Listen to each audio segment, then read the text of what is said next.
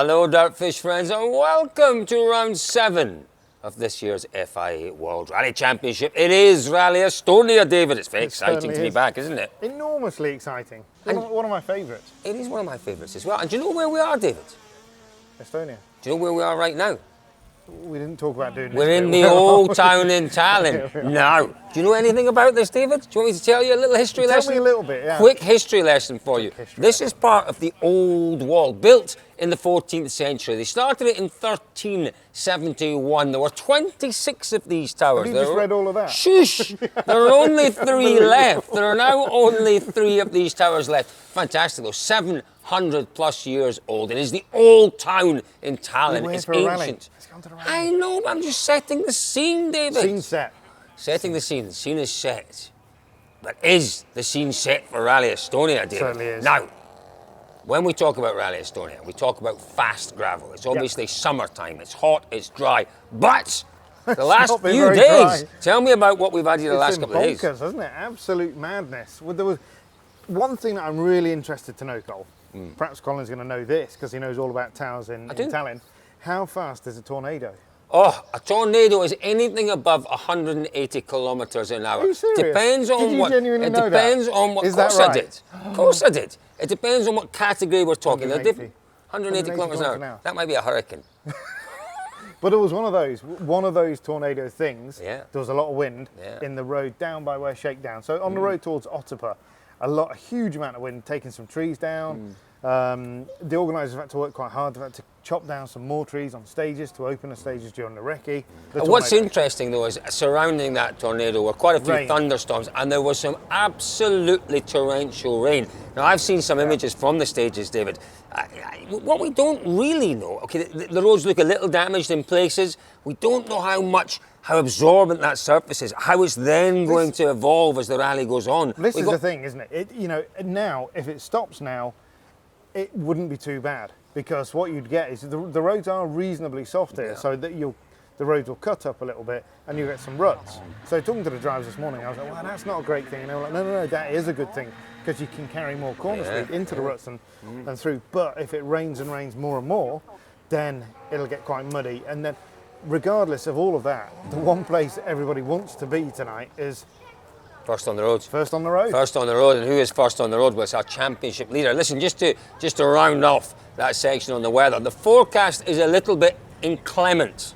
We are expecting not such warm temperatures and some more rain over the course of the weekend. It's going to pour it down. It's going to pour it down. Yeah, I've actually had to bring in emergency kind of waterproofs, and I'm thinking of going and buying some Wellington boots to put on, because my nice new trainers actually probably won't cut the mustard this weekend, will they?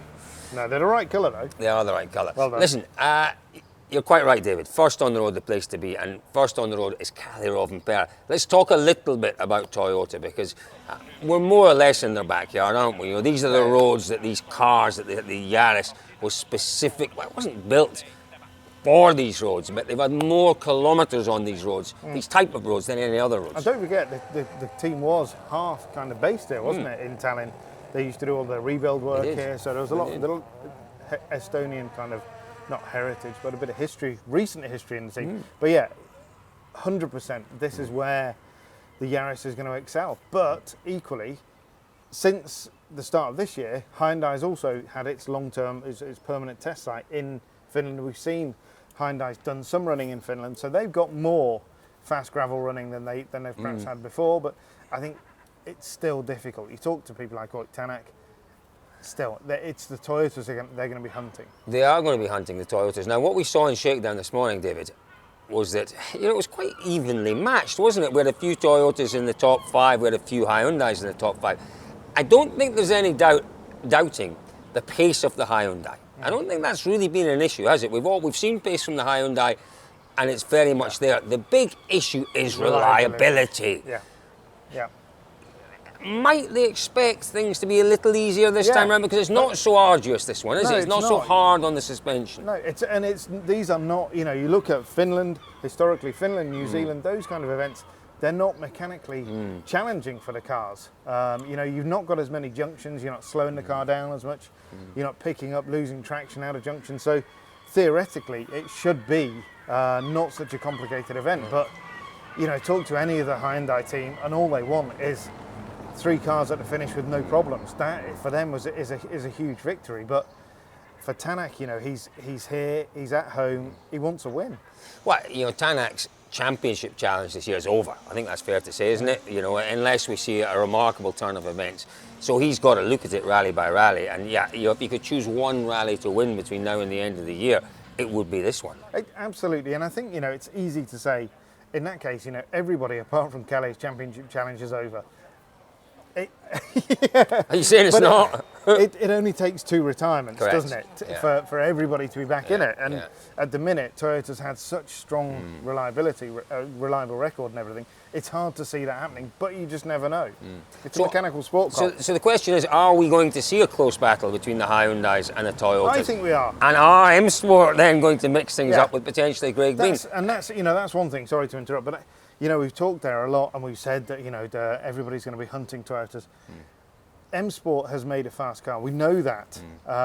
And we absolutely know Craig Breen is on the money when it comes to here. 100%. And he comes here potentially able to relax a bit more. He's not worried that he's got to put that result down to get in the car on the next round. He knows he's in for the next year and a half. He's got a contract. So therefore, take away that pressure. We could see something great from Craig here. We could. Did we see enough from him in Shakedown? Is it another one of those where we can't read much into Shakedown? In fairness, I think conditions are evolving so much at Shakedown, and everybody's on a different strategy. Shakedown, it can be quite beguiling, can't it? Because you think, oh, look at the times, look at the times. It's very beguiling. I like that word. It's beguiling. There's something really... But actually, people can be running on a different strategy. They're trying a different tyre strategy. They're this, that, and the other. So you can never read too much into it. And the one thing, we're always hugely excited about Friday morning. But tomorrow morning, the first stage is the same stage that Calais took 10 seconds out of everybody on Saturday morning last year. So it's going to be a huge stage. Enormous stage. In terms of what he can do. Well, talking about what Kalle Rovanperä can do, we caught up with him earlier this morning. Let's hear from him now. I think this one and Finland is important events for us. We know that we can do a good job on those, so of course we try to do the maximum points what we can, and after that it would help us even more for the rest of the year. You've got a little bit of work done on the engine and on the rear wing. Have you noticed it? Can you notice it?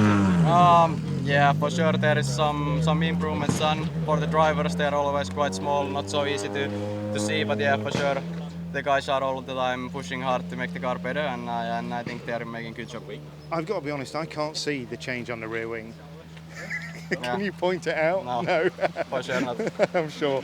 I have to say, David, I don't quite understand why you would put new parts on that don't really make a difference. So they've clearly tested those new aero parts. There clearly is some advantage to be had. Of course there is. But we spoke to Tom Fowler last week, and you'd have read on dirtfish.com that he said, it doesn't make a lot of difference, but it is there, and there's something. Calais wasn't going to show us there exactly what it is on the rear wing. We will have a much closer look, but it will make a difference. There's a reason why you do these things. You don't do them on a whim. You do them with a lot of data and a lot of research. So of course it will make a difference. And historically, it always used to be Finland where you'd see the performance and the aero updates, but it's now Estonia because it's the same nature of rally. So that Toyota is going to be getting quicker, and that will strike fear into the hearts of both Hyundai and M Sport. Yeah, interesting you mentioned Hyundai there. We know that Toyota have had an engine upgrade plus this aero upgrade as well. There is a rumour being denied by Hyundai. One part of the camp is saying yes, we've got an engine upgrade. The other part of the camp is saying no, we don't. What's going on there, David? What is going on there? Is there an engine upgrade for Hyundai or not? According to Deputy Team Principal, Julien Moncey, who actually said to us last week, "You're the first to know." Obviously, we were the first journalists to know, but I think he probably told other people in the team. It's difficult, isn't it? Because you don't want to show your hand completely.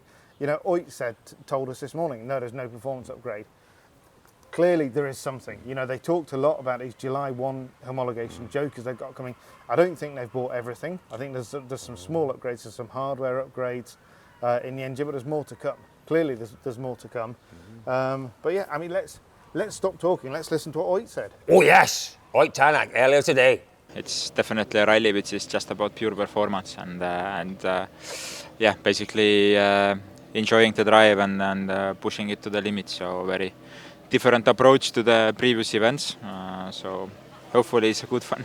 As we keep mentioning, David, these roads are very, very similar to the Finland roads. They're fast, they're flowing with these artificial jumps, which have evolved over the years and are almost natural jumps now. But the one thing you need in both countries, here and in Finland, is confidence. Totally. You're not going to go anywhere in these events without knowing what the car's going to do. And someone like Elvin, he struggled here last year, but then went to Finland in the autumn and drove like a Finn. He did, he really did. Let's hear from Elvin Evans. Yeah, I'm looking forward to the rally, but we don't know how we're going to fare. Obviously, it's first time in these conditions with the new cars. I think we saw from the fast rallies last year that it very much comes down to how you feel behind the wheel. If you have that sort of that one feeling with the car, I think that gives a lot of confidence in these fast rallies. So I think that's important. Yeah, I think with these testing conditions that we're anticipating this weekend, confidence is going to be key. So what have we got ahead of us, folks? Well, yeah, I think, listen, with these really tricky conditions that we're anticipating this weekend, confidence is going to be key. So what do we have ahead of us? Well, we've got 24 stages, 3 and a bit days of action out and around the countryside around Tartu, 313 kilometres. The sting in the tail, though, David, could be Sunday.